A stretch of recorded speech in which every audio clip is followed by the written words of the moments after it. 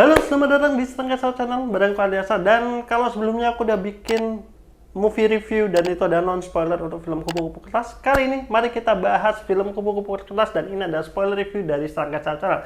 Tapi sebelum itu kita intro terlebih dahulu. Di sini gak ada tempat untuk perasaan. Dalam setiap konflik ada yang meninggal. Kita serang PKI.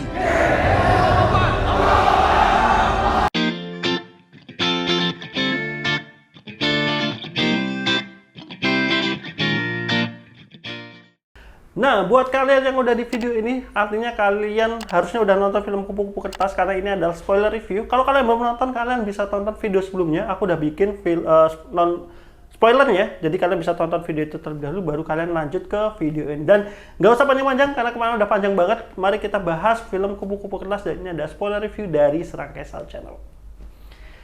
Nah, baik, film Kupu-Kupu Kertas seperti yang udah aku sampaikan sebelumnya, ini ada based on true event, tapi tidak secara realnya, artinya hanya ngambil kejadian, yaitu di peristiwa bentrok antara PKI dan juga kelompok Ansor atau NU di Banyuwangi tahun 1965, dan itu juga ada peristiwa, kalau kalian searching ada peristiwa namanya Lubang Buaya, walaupun tidak persis kejadiannya secara spesifik pada kejadian nyata, tapi di sini ada sedikit callback aja terkait peristiwa itu gitu. Dan langsung aja, kalau untuk film ini, mulai dari kemarin udah aku bilang, aku paling suka memang dari pengambilan sudut gambarnya ini.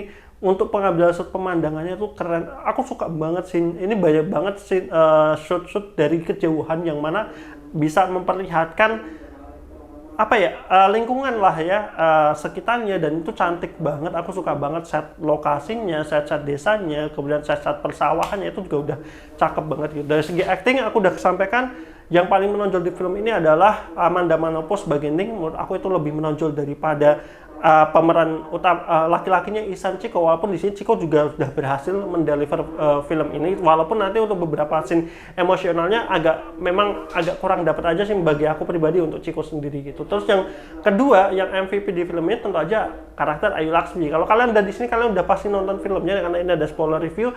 Wah, Ayu Laksmi untuk scene di bagian tengah-tengah yang kita ngelihat karakter asli dari karakternya Ayu Laksmi ini, gila sih.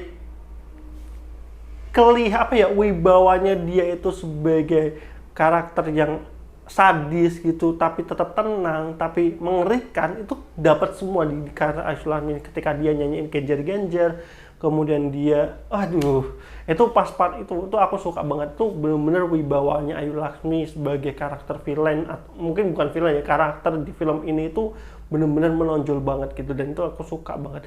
Untuk pemeran-pemeran lainnya aku suka gitu, kayak misalkan Iwa K juga sukses, Reza Arab dengan mukanya ngeselin gitu, walaupun secara dialog nanti untuk beberapa dialog aku agak kurang sreg gitu, karena penggunaan bahasa Indonesianya jadi bikin tensi kengerian dia tuh jadi berkurang gitu. Jadi itu yang apa yang aku agak komentari untuk film ini terkait penggunaan bahasa lokalnya yang menurut aku kalah dari bahasa Indonesianya. Makanya kalau film ini sebenarnya aku lebih proper karena film ini tuh dari awal udah dikasih subtitle Indonesia, jadi better kalau misalkan dialognya mending dipakein dialog lokalnya, bisa kata 80% atau 70% ke atas lah minimal itu bahasa lokal gitu bisa digunakan. Jadi bahasa-bahasa konfliknya dapat, ketika konflik mereka saling adu mulutnya itu bisa lebih dapat, jadi lebih kena aja secara filmnya gitu. Mungkin pas si siapa Neng sama Ihsannya ketemu, mereka pakai bahasa Indonesia bisa aja lebih dapat gitu, karena kan mereka dari dua golongan berbeda yang gak saling kenal awalnya. Jadi kalau mereka menggunakan bahasa Indonesia itu lebih bisa dimaklumin. Tapi untuk konflik-konflik lainnya aku lebih prefer ya kok bahasa lokalnya lebih diperbanyak gitu. Dari sisi cerita aku suka banget gitu, apa ya, pengambilan cerita konfliknya ini yang kemudian kita disimplifikasi pada apa ya, kayak ya kita nggak perlu tahu asal muasal konfliknya seperti apa, tapi intinya ya ini sudah terjadi konflik seperti ini. Awalnya kita ngelihat kekejaman PKI yang nggak bisa kita maafkan seperti itu, yang tapi nanti di satu sisi kita sedikit dibalikkan, di mana ya si karakter Ayu Laksmi itu dulunya juga korban yang keluarganya mungkin dibantai, mungkin dari ada simpatisan tertentu lah ya kalau ngelihat dari film ini tentunya dari kubu yang satunya gitu, berarti kan PKI kubu satunya, intinya kayak gitulah ya. Intinya selalu ada korban dalam sebuah konflik, tapi yang cukup disayangkan di film ini adalah reveal karakternya Ayu Laxmi di part setelah yang kejadian pembantaian. Itu kan nanti si Amanda Manopo ketemu Ayu Laxmi di dapurnya ya. Ayu Laxmi ketahuan kalau ternyata dia adalah salah satu dalang di balik kengerian dari keluarganya atau bapaknya itu kurang dapat aja. Menurut aku momennya kayak kurang klik aja.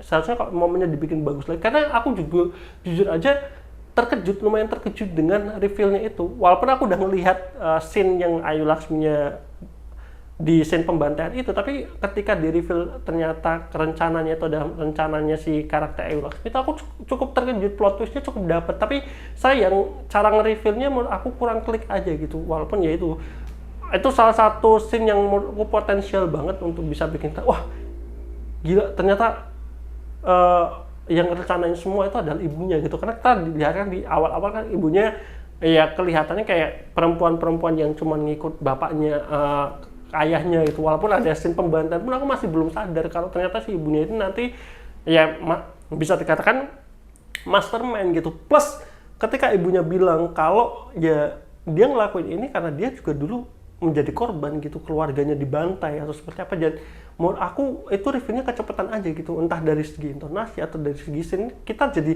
penonton jadi kayak merasa akhirnya apa ya, takutnya itu ketinggalan gitu, penonton ketinggalan maksud dari adegan itu gitu, adegan di bagian dapur itu. Jadi kita akhirnya yang harusnya mungkin dari penulis ceritanya pengen kita itu paham kalau yang namanya konflik ini tuh nggak cuma dari satu sisi, tapi dari sisinya si Ayu Laxmi yang PKI ini, dia juga ingin balas dendam gitu, karena dulu juga merasakan hal yang sama gitu, di mungkin keluarganya dibantai atau seperti apa kayak gitu. Jadi itu sih yang aku agak sayangkan. Yang kedua adalah dari sisi cerita ini yang aku sayangkan ya tadi ya, karena kita nggak semuanya itu paham apa yang terjadi antara kasus-kasus PKI ini. Jadi harusnya kita lebih diberikan sudut pandang cerita awal mula konflik antara kelompok PKI dan juga kelompok masyarakat yang dalam hal ini adalah kelompok Ansor atau NU gitu. Harusnya ada sedikit scene yang menceritakan mungkin dari ibunya Ihsan, menceritakan PKI itu kenapa melakukan hal itu. Nah nanti dibalik lagi dari sisi PKI juga menceritakan kenapa PKI melakukan itu. Jadi ya kita bisa melihat sudut pandang berbeda dari dua itu, yang mana ya biarkan aja penonton nanti yang menilai mana yang mereka mau berpihak kemana gitu. Jadi ya itu aja sih. Jadi aku awal-awal udah agak bingung sebenarnya mereka itu konfliknya kenapa, apakah cuma rebutan tanah atau ada sebelumnya seperti apa, karena kan nggak semua orang paham ya terkait konflik. Jadi kalau film ini mau dijadikan sebagai sebuah referensi sejarah bisa, tapi ya itu sayang banget film ini nggak bisa menceritakan awal mula konfliknya apa gitu yang menjadikan seperti ini gitu, terjadi konflik seperti ini. Jadi ya udah langsung diterjunkan aja dalam sebuah konflik yang kita nggak tahu sebabnya awalnya banget tuh apa, ideologi. Walaupun di sini dikatakan sebagai pandangan politik ya, kita nggak tahu pandangan politik yang seperti apa gitu yang berbeda antara dua kubu ini, khususnya untuk orang-orang yang kayak kita ya, kayak aku yang nggak terlalu baca peristiwa-peristiwa PKI atau nggak paham terkait peristiwa PKI itu. Sangat sayang banget gitu. Nah tapi di endingnya ini aku suka banget, khususnya secara penceritaan, gimana film ini menyelesaikan sebuah ending dari filmnya. Film ini ya kalau cuman gini ya, kalau cuman istilahnya ini kan dari sudut pandang ada orang yang jatuh cinta ya dari dua kubu yang berbeda, ini kan sebenarnya sudah mainstream, dan istilahnya kayak akhirnya salah satu karakter dibikin mati di akhir itu kan juga sebenarnya udah banyak ya film-film seperti itu. Jadi menurut aku dengan kematiannya Ihsan itu ya oke lah ya, itu memberikan efek dampak lebih dari secara endingnya. Tapi yang lebih lagi adalah selamatnya istrinya Neng atau karakter Ayu Laxmi di bagian akhir. Si Nengnya yang kemudian naik ke truk dan di sana ada ibunya Ihsan. Kemudian di situ akhirnya dia ngelihat ibunya sendiri itu masih hidup dan ikut dalam rombongan. Itu tuh bikin apa ini, apa ending apa ini, dimana semuanya akhirnya mencari pertolongan semua. Jadi entah itu dari kubunya Ansor NU, kubunya dari PKI, semuanya mencari pertolongan, yang mana mereka akhirnya ya menjadi korban semua dalam sebuah pertikaian ini. Ini menurut aku yang keren banget. Aku nggak expect bakal dapat ending seperti ini. Kirain aku hanya mendapatkan ending di mana ya udah sih Ihsannya mati ya, mana-mana punya bisa survive. Tapi kemudian muncul ada ibunya Ihsan, kemudian ada ibunya Sineng yang karakter Ayu Laksmi itu di bagian akhir yang sama-sama jalan bareng, dengan narasi akhirnya dipertanyakan siapa yang menang dalam peristiwa ini, nggak ada gitu. Dan itu yang menurut aku impactful banget dalam film Kupu-Kupu Kertas ini gitu. Itu yang menurut aku lumayan keren sih untuk pengambilan endingnya secara ceritanya. Jadi mungkin itu untuk film Kupu-Kupu Kertas ini ya. Kekurangannya menurutku masih bisa dimaafkan.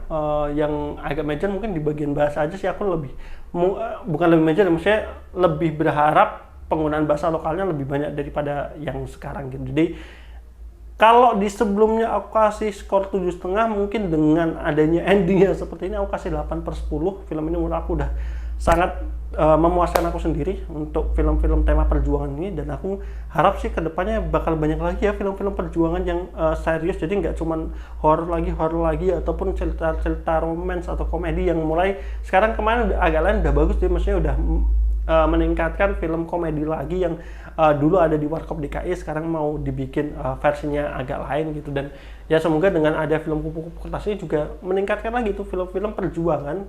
Kalau action kemarin udah dimulai lagi kan di 13 Pemuda Jakarta. Nah ini aku sih pengen mulai lagi banyak film-film sejarah lah ya, karena kayak udah lama banget film-film sejarah ini nggak muncul lagi, walaupun kemarin kayak cuman Buya Hamka kemudian ini gitu, ataupun ya film-film Indonesia yang bisa box office lagi. Jadi aku sangat berharap film ini sukses dan makin banyak filmmaker yang mau bikin cerita-cerita sejarah ke depannya. Jadi sampai ketemu di video berikutnya. Mohon maaf kalau ada kesalahan, jangan lupa like, komen, dan subscribe. Berangkat jasa, bye bye.